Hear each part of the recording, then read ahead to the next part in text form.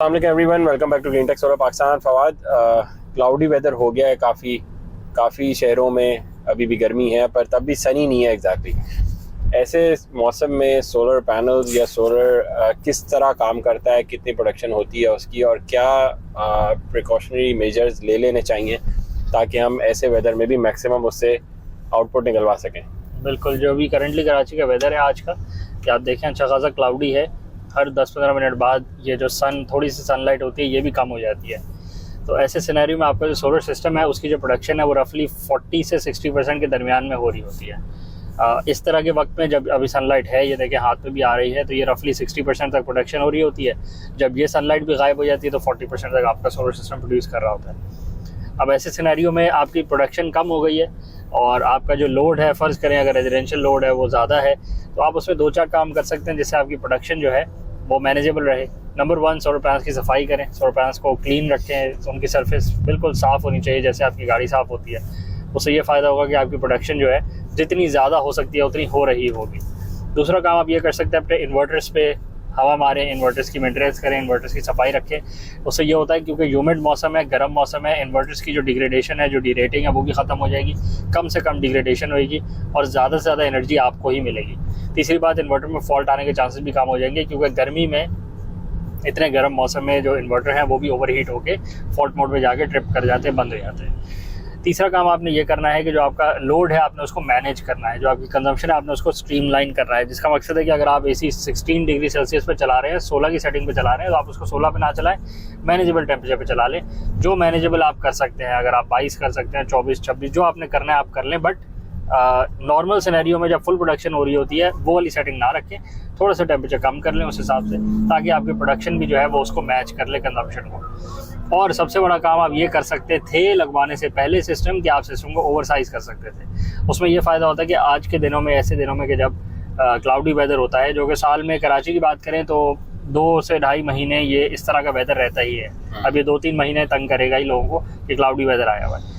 तो ऐसे सिनेरियोज में अगर आपका सिस्टम ओवरसाइज्ड होता है, फ़र्ज़ करें आपका घर का लोड है 6 किलोवाट और आपने लगवाया हुआ है 8 किलोवाट का इन्वर्टर और उसमें आपने 10.5 किलोवाट के पैनल्स को ओवरसाइज़ किया हुआ है, तो फिर आज के दिनों में भी आपको ये मसला कभी फेस करने को नहीं आएगा क्योंकि आपका सिस्टम हमेशा से ओवरसाइज्ड है। करंटली आज के सिनेरियो में सोलर पैनल्स ही सबसे सस्ते हैं, तो सोलर पैनल्स को ओवरसाइज करने में फ़ायदा ही रहता है, नुकसान नहीं रहता, क्योंकि एनर्जी की जो प्रोडक्शन है, जो जनरेशन है वो सोलर पैनल्स ही करते हैं। तो सोलर पैनल्स में पैसे बचाते हुए कोई फ़ायदा नहीं होता आपको। सिस्टम को ओवरसाइज कर लें, एक ही दफ़ा लगवाना होता है, फिर वो ऐसे सिनेरियो में भी तंग नहीं करता, सुबह भी वो जल्दी स्टार्ट हो जाता है। अगर नॉर्मल सिस्टम 9, साढ़े 9 बजे फुल प्रोडक्शन कर रहा है तो ये ओवरसाइज सिस्टम 8:30 बजे, 8 बजे प्रोडक्शन शुरू कर देगा और इसी तरह शाम में भी देर तक प्रोडक्शन करता रहेगा, अगर हम इसको कंपेयर करेंगे एक नॉर्मल सिस्टम के साथ। अच्छा, अभी बारिशें भी बहुत सारे मुल्क में हो रही हैं और मोस्टली लोगों ने IP21 इन्वर्टर्स लगाए हुए हैं। IP21 इन्वर्टर्स बारिश में क्यों तंग कर जाते हैं और उसके लिए क्या करना चाहिए? IP21 इन्वर्टर्स क्योंकि वाटरप्रूफ नहीं होते, वो उनमें हवा क्रॉस हो रही होती है, जो एटमॉस्फेरिक एयर होती है वो उसी को यूज़ करके फ़ैन से हवा को ब्लो करके अपने आप को ठंडा कर रहा होता है कन्वेक्शन करंट से। तो उसका इशू ये होता है कि जो मॉइस्चर कंटेंट हवा में होता है, जो भी ह्यूमिडिटी होती है, वो इन्वर्टर को तंग करती है। उस पर जो मिट्टी का बिल्डअप होता है वो PCB बोर्ड पे एक्यूमुलेट करता है, मॉइस्चर आता है, वो चीज़ें ख़राब होने शुरू हो जाती हैं।